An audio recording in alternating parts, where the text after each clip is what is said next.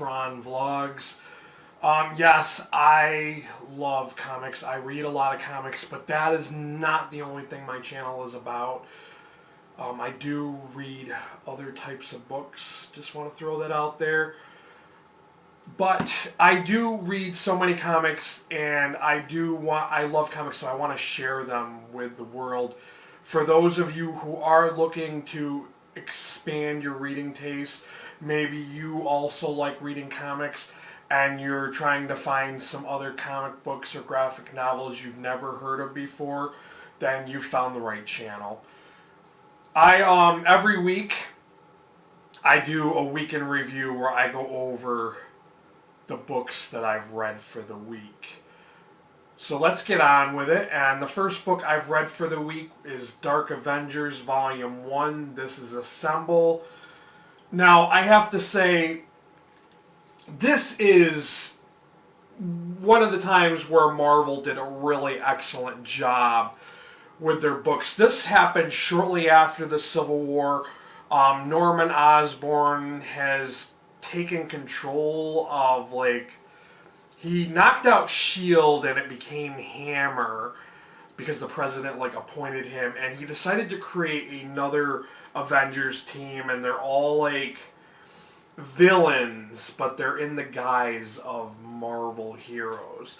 So you have a villain Wolverine, you have a villain Moonstone, of course a villain Iron Man, which is Norman Osborn, a villain Hawkeye, and a villain Spider-Man. So I really thought this was the dynamics of this book, because they go behind the scenes and they let you know what kind of missions they go on. There's the whole media presence of what they're presenting to the world. Just everything about this book. And the artwork is really cool.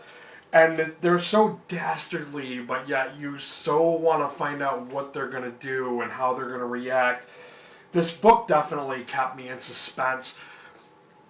If you are into those kind of things and you do like Avengers, but you're looking for something different, I would definitely check out this series. I did rate this 4 out of 5 stars.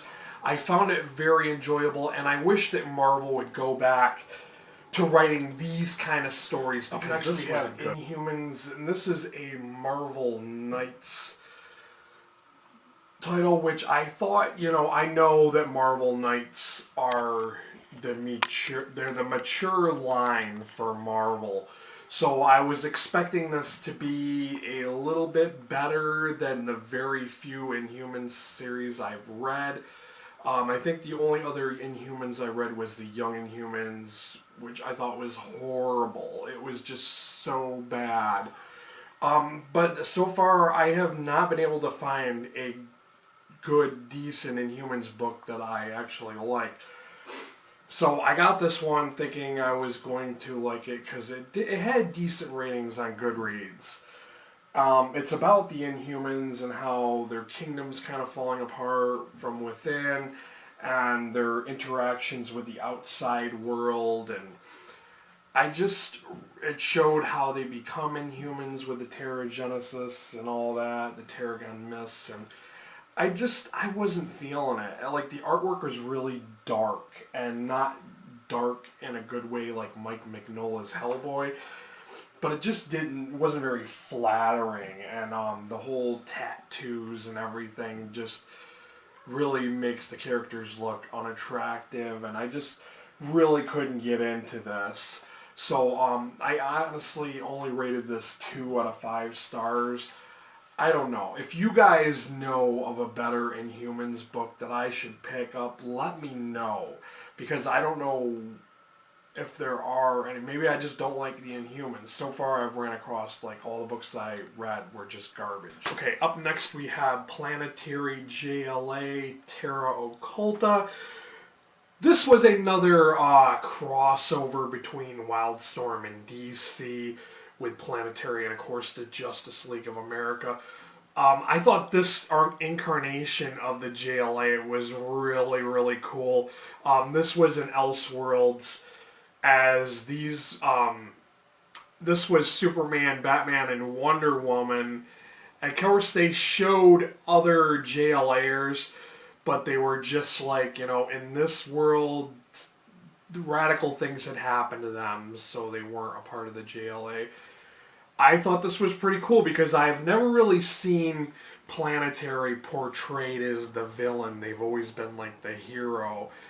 So I thought that was really cool that in this book, and of course this was a single issue type book.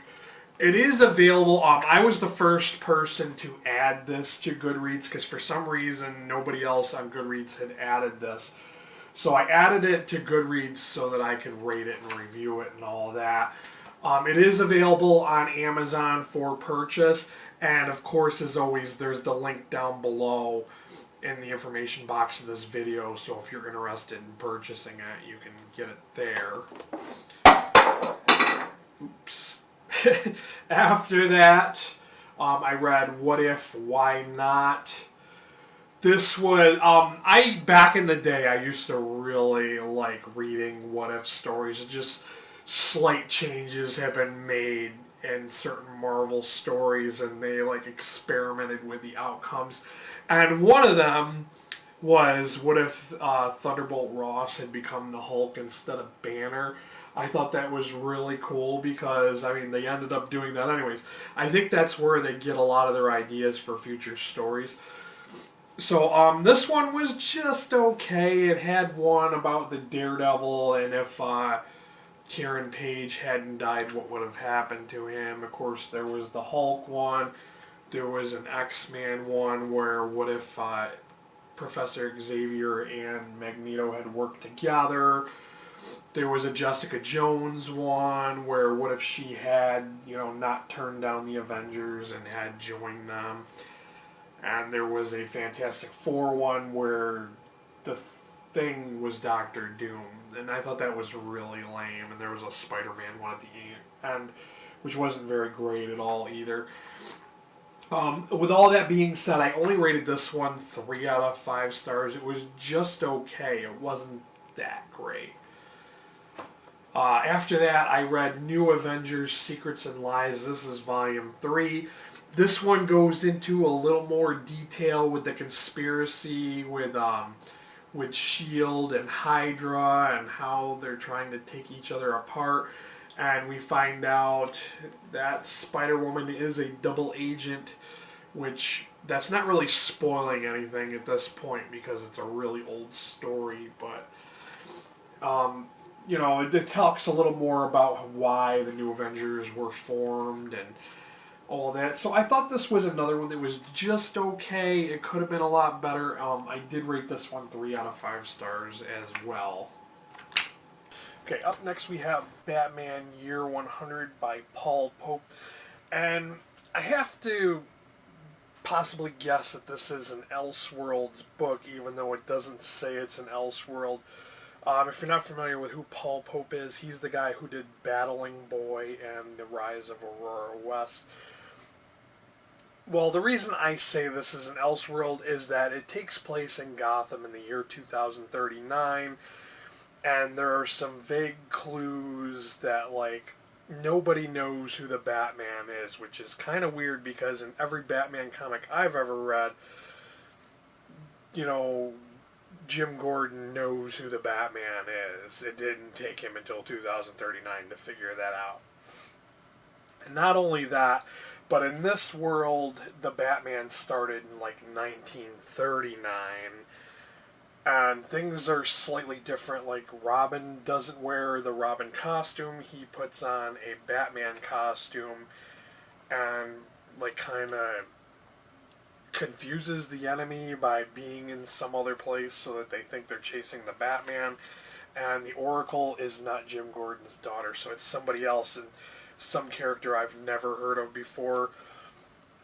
So it was slightly different. I'm not really too sure I really like the artwork that Paul Pope does. It's okay. I thought the story was interesting enough to read, but it was just so super long. It took me a while to finish this. But I did rate this only 3 out of 5 stars on Goodreads. I think I had different hopes for this. I thought that this was going to be like, you know, a vampire Batman, and I don't know why I was thinking that. Probably because it said year 100. I was thinking it was like a, you know, 100 AD or whatever, but I don't know. I had a different idea what I thought this was going to be compared to what it actually was, and when I actually read it, it was just okay.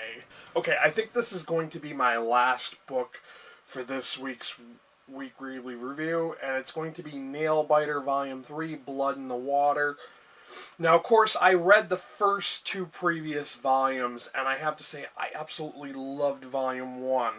I either rated it a 4 out of 5 stars or a 5 stars last year, but I really thought it was a good horror comic, one that I have not seen in a very long time. But of course, the series is ongoing, and it seems to be tapering off a little bit. Now, of course, if you don't know the premise of this story, Buckaroo, Oregon has this reputation for having created serial killers. And there have been so many over the years, and there's like deep, dark mystery as to how or why serial killers coming from this town. So, of course, this one picks up, and there's still in the mystery, and the main serial killer is called the Nail Biter because he has this thing for people who bite their nails, and yeah, it's a little too much to go into, and I really don't want to spoil it. But I did think this one was just okay. They're still not revealing why this town is creating all these killers, but they almost kind of did. And it just wasn't as scary as the first one. The second one was just okay. But this one I only rated 3 out of 5 stars. I think it could have been much better. Could have been a little more intense, a little scarier, but it is what it is. So that is my week in review for comics this week. If you've liked what you saw, give this video a thumbs up, share it with your friends. Please hit that subscribe button so you can see what I upload when I upload it. And thank you for watching.